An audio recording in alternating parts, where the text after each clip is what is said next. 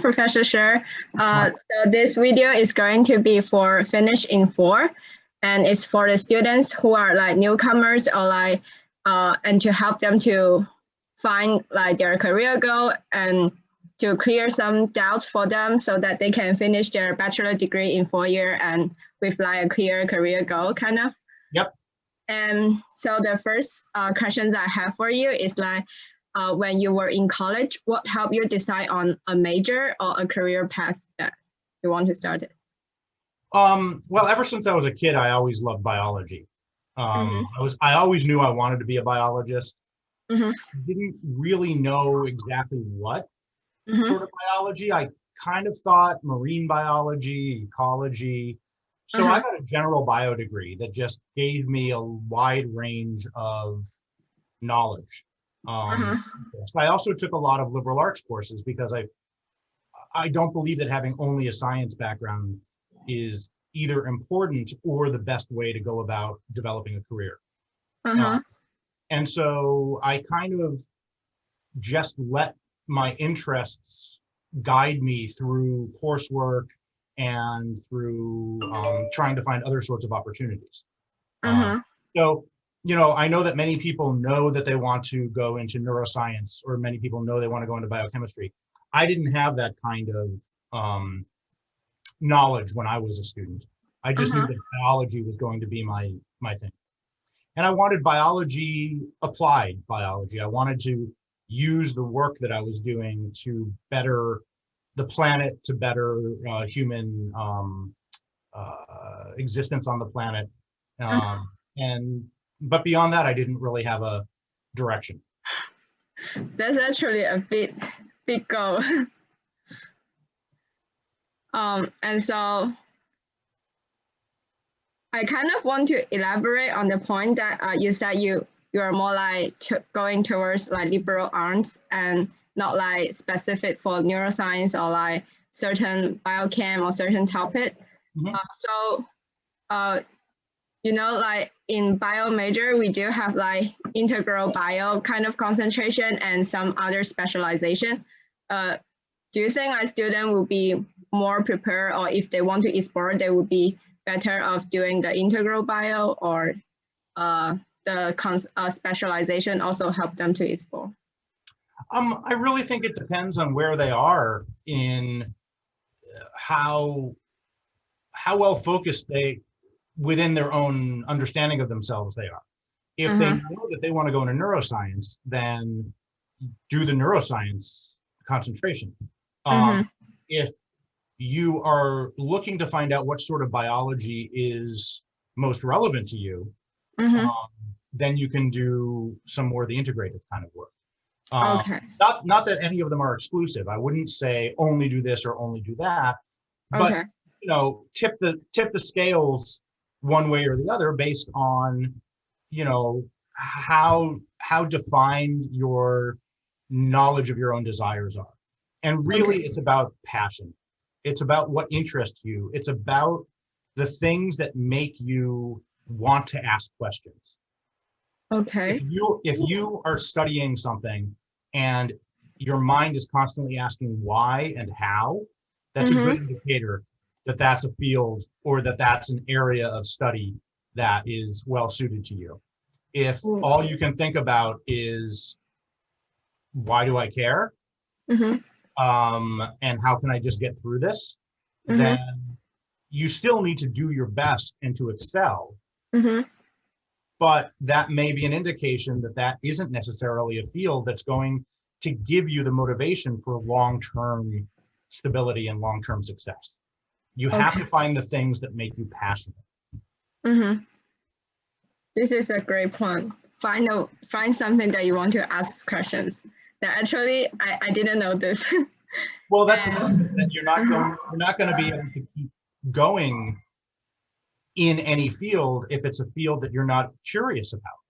You may be able to do it as an undergrad. You may be able to do it as, you know, an internship after undergrad or for a summer. But in the long run, you'll burn out because it's not what drives you.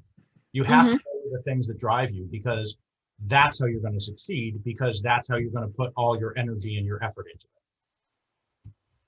That makes sense. And the second question I have is, was there ever a time that you questioned yourself that why you were in college, and what did you do to resolve those feelings?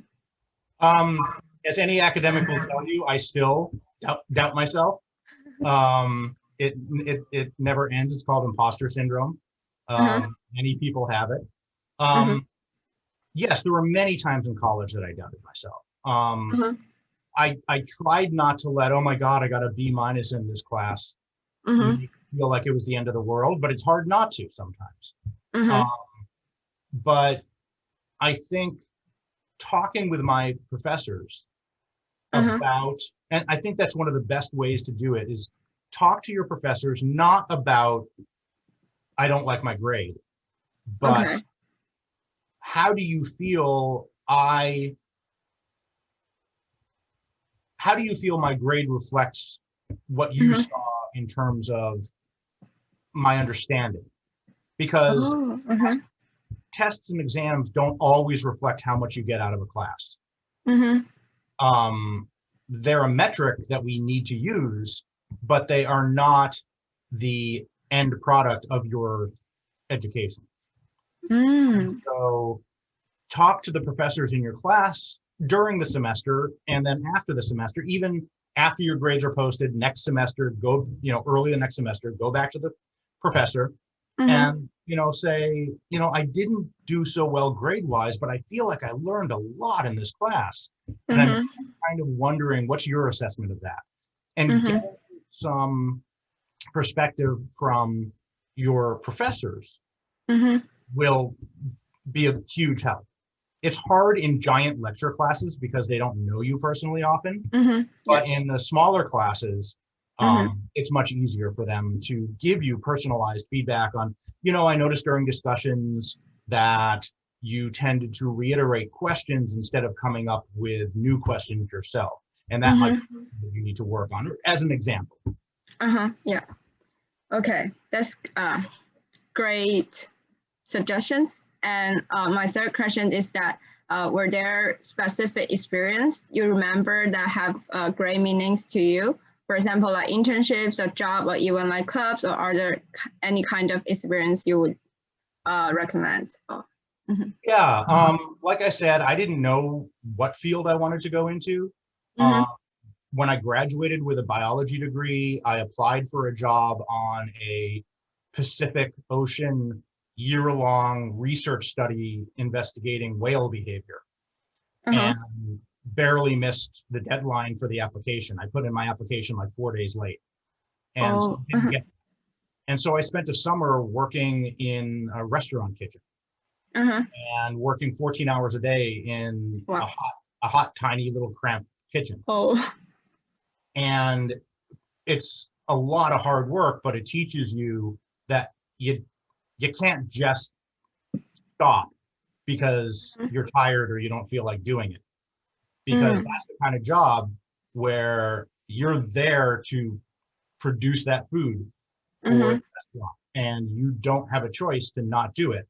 And then in the fall, after I graduated, I got a kind of like a lab tech job in a lab at the university because I had stayed in the same town.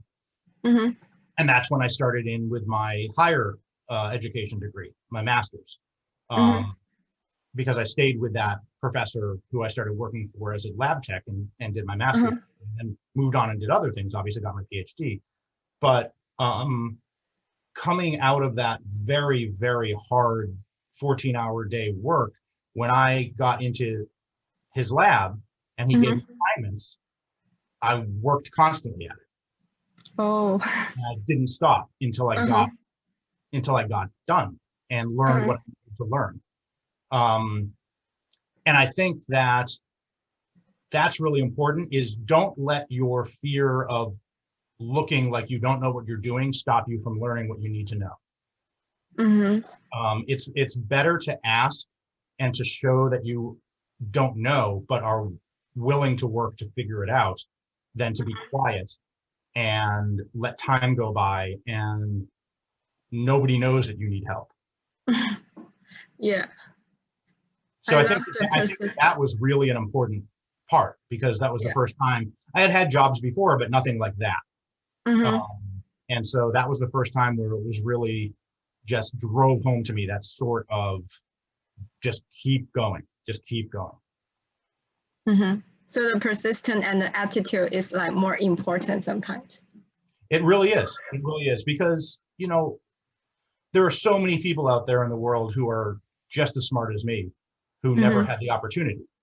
And so if you are given the opportunity, take that opportunity and do your best with it. And don't worry that you don't know as much as other people.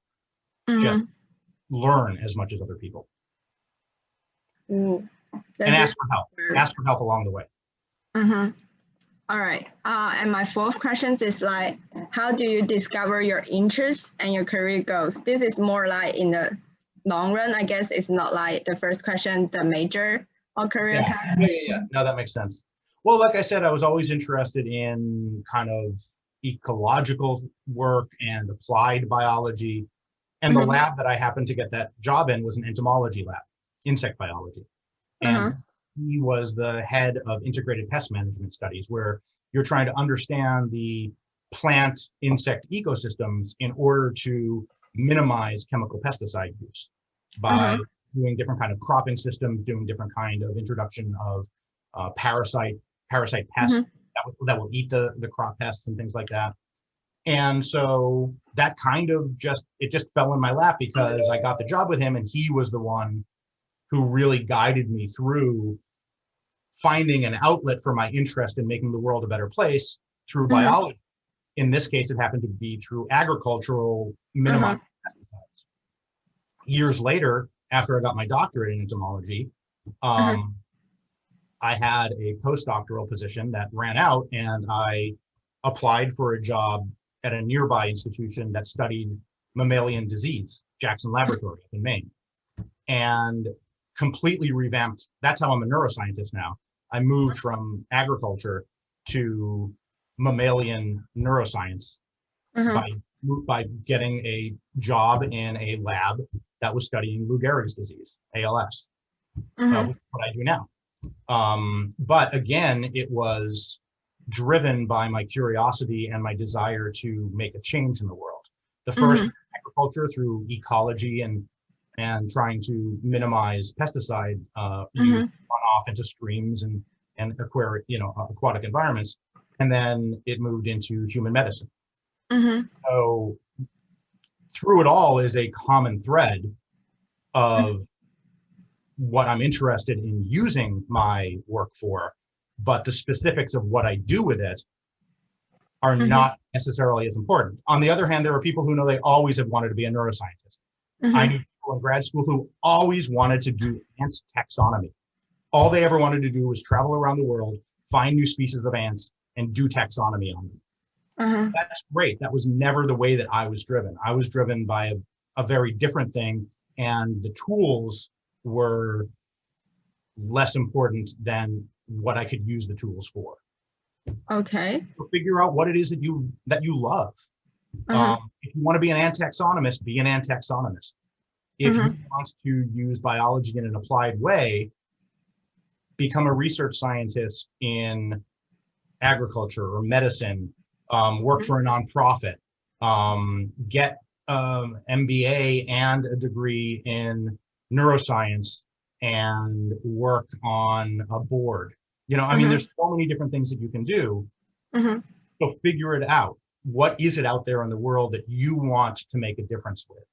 And that is going to drive you. You said you are almost only driven by your curiosity and your goal of like you want to do something to benefit the human being as a whole. And you make such a big change, like changing from agriculture to like neuroscience. So that first year was a steep slope. Yeah. So sometimes some graduate student or even undergrad student will feel like, oh, they have been in a like molecular bio lab, for example, for such a long time that it's hard for them to change kind of their specialty because like they know a lot in this field, and you're driven only by curiosity to learn much more than only in one field. Like, would you mind sharing like how did you do that? Is it also just like non-stop working? Yeah, I mean, I think one thing is some of the best scientists are the ones who have diverse backgrounds, because you may get a degree in molecular biology or biochemistry, but then you can go and work in a lab that is studying,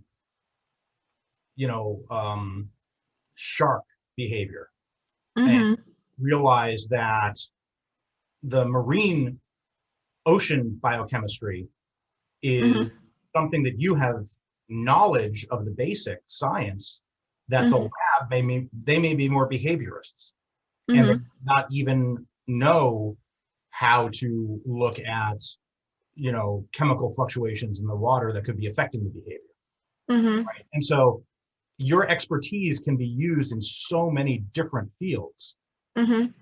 You may decide that if you're a biochemist major that you want to go into biochemistry and go into industry, go whatever you want. That's great, but that doesn't mean that's the only thing you need to do. And I made the switch from, insect ecology to molecular neuroscience. I basically spent that year back reading 10 years of every major scientific journal I could find that had any relation to it. Science, Nature, Nature Genetics, Human Molecular Genetics.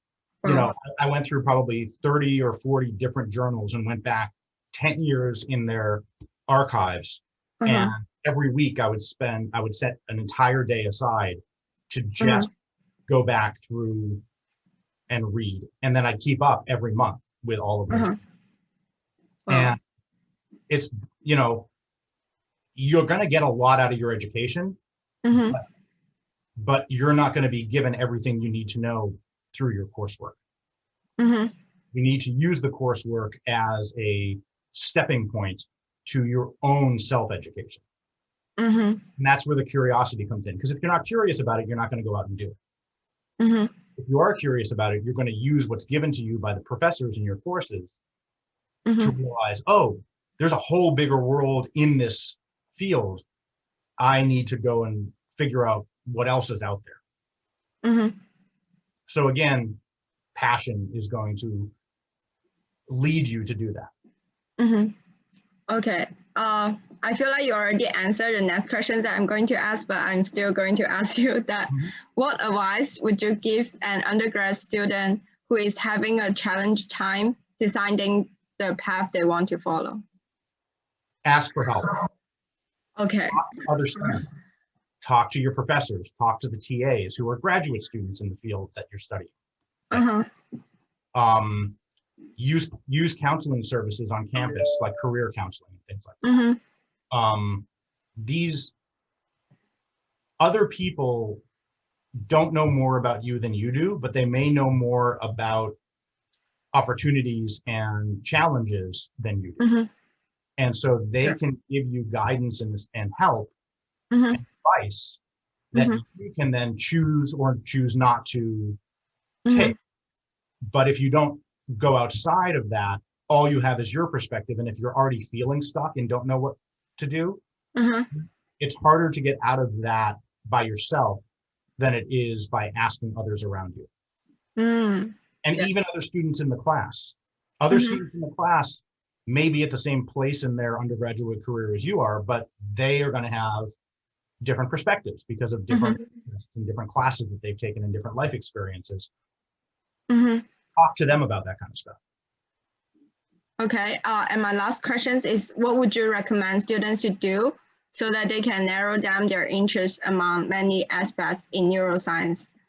For example, like brain disease, synapse, and neurodevelopment. And when some of them might require other major classes like course on computing skills or like for higher understanding, like how would you suggest students to do? Like, should they like go to do those courses to advance themselves, or they should just follow the curriculum? Well, you have to follow the curriculum to get the degree. Yeah, that's true. But don't limit yourself only to the minimum curriculum. Figure out if you want to do biology, but you also want to be able to do big data set analyses and computational biology, but you don't want to be a computational biologist.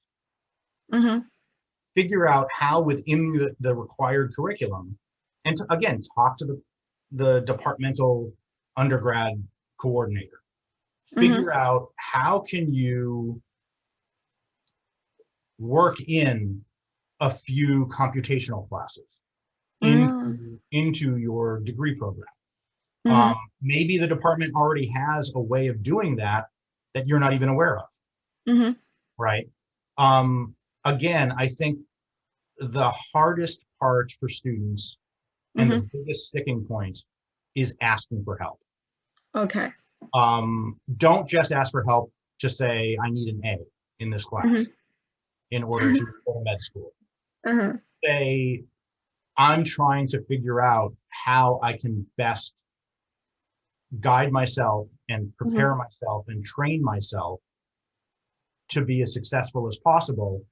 And right now, I'm not sure what successful means because I'm not exactly sure where I want to go with this. Then that starts to open up conversations that will help you figure out what it is that you want to do.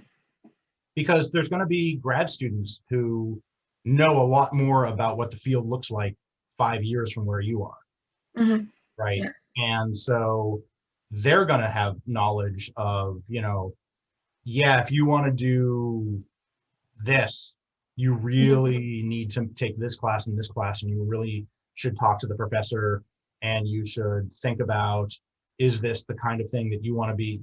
This is, if you do this, this is what you're going to be doing a lot every day. Is that what you want to do a lot of every day? Or is this something, oh, I saw this, it looked interesting, but it isn't really what you want to be spending most of your day doing? Talk to people who have experience in that field, because they're going to be able to tell you that. Interesting. So thank you for sharing that grade doesn't mean everything, and people should ask for help. And I think that's the last questions I have. And thank you for your time telling us all these suggestions. Okay, absolutely.